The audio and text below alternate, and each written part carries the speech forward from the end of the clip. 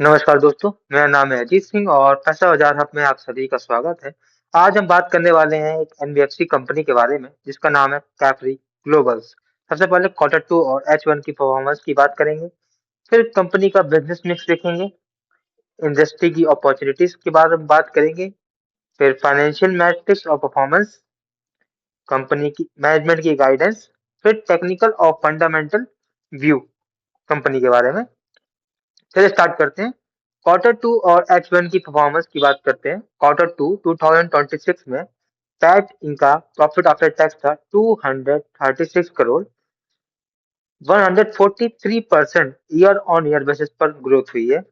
H1 2026 मतलब कि 2026 के पहले 6 महीने में पैट निकला इनका प्रॉफिट आफ्टर टैक्स 411 करोड़। और ग्रोथ की बात करें 138% ईयर ऑन ईयर बेसिस पर ग्रोथ हुई है। क्वार्टर टू का बिजनेस मिक्स जानते हैं। गोल्ड लोन से आया है 38.5%, हाउसिंग लोन से आया है 22.1%, एमएसएमई लोन से आया है 20.7%, रिटेल से आया है 18.4%। एयूएम की बात करें, इनका asset under management 27,040 crore, approx 40% की ग्रोथ है ईयर ऑन ईयर बेसिस पर।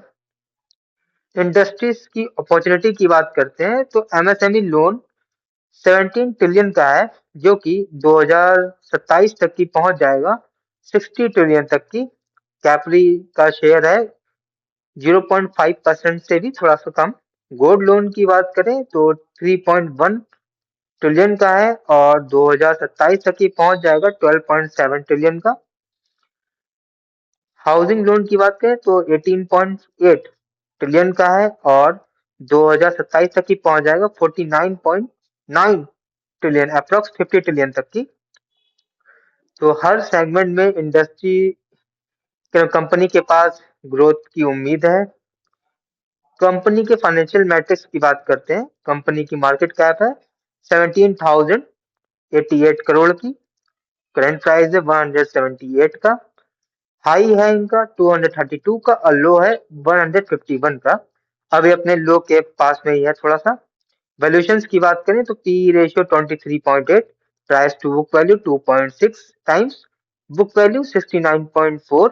रिटर्न्स की बात करते हैं, return on capital employed 11.2%, return on equity 11.8%, dividend yield है 0.11%। 2021 से 2025 के बीच की फाइनेंशियल परफॉर्मेंस की बात करते हैं। सेल्स 737 करोड़ की थी 2021 में, वही सेल्स हो गई 2025 में 3,248 करोड़ की, तो काफी अच्छी ग्रोथ है। नेट प्रॉफिट की बात करें तो पहले 2021 में कमा रही थी 177 करोड़, अब 2025 में कमा रही है 479 करोड़।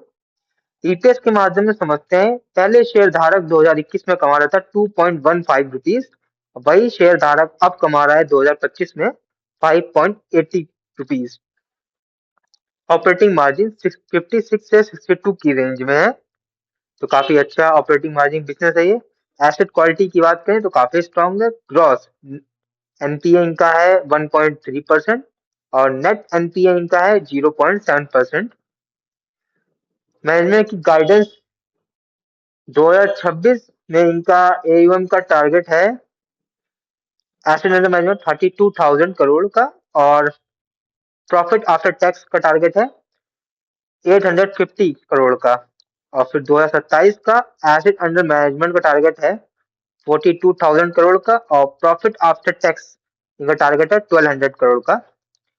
कंपनी ने अपनी गाइडेंस को अपग्रेड किया है क्योंकि इनका H1 मतलब कि 2026 के पहले 6 महीने में कंपनी ने काफी अच्छा परफॉर्मेंस किया है, इसलिए तो ये एक पॉजिटिव चीज है। ग्रोथ या कहें कंपनी की स्ट्रेंथ, प्रॉफिट ग्रोथ हुई है पिछले 5 साल में 24% सीएजीआर से। सेल्स ग्रोथ की बात करें तो पिछले 10 साल में हुई है 31.5% मीडियन से ग्रोथ। प्रमोटर्स की होल्डिंग सॉरी वीकनेस, प्रमोटर्स की होल्डिंग डाउन हुई है पिछले 3 साल में अप्रोक्स 15% से। रिटर्न ऑन इक्विटी की बात करें तो पिछले 3 साल का एवरेज लें तो 9% निकल के आया, वो बहुत ही थोड़ा वीक है। शेयर होल्डिंग पैटर्न की बात करते हैं। प्रमोटर्स की होल्डिंग 60 है, पहले 70 हुआ करती थी, तो यहाँ पर प्रमोटर्स की होल्डिंग घटी है।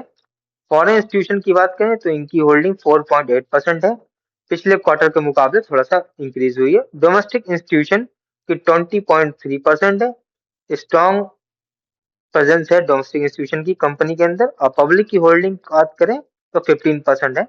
टेक्निकल व्यू की बात करते हैं, इमीडिएट सपोर्ट है 175 का, और उसके बाद सपोर्ट आता है 167 का, उसके बाद 159 का, और फिर सेलिंग प्रेशर इंक्रीज होता है तो और नीचे जा सकता है।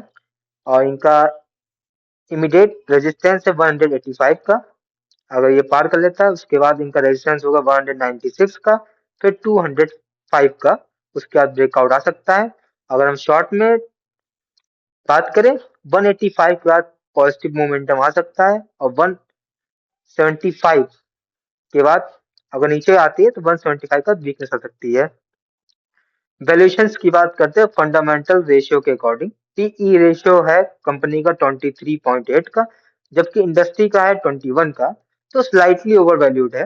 Price to book value 2.6 times है, आइडियल होना चाहिए 1 से 2 के बीच में, तो थोड़ा ही सा प्राइस टू बुक वैल्यू के मामले में थोड़ा सा रिच वैल्यूएशन रखती है।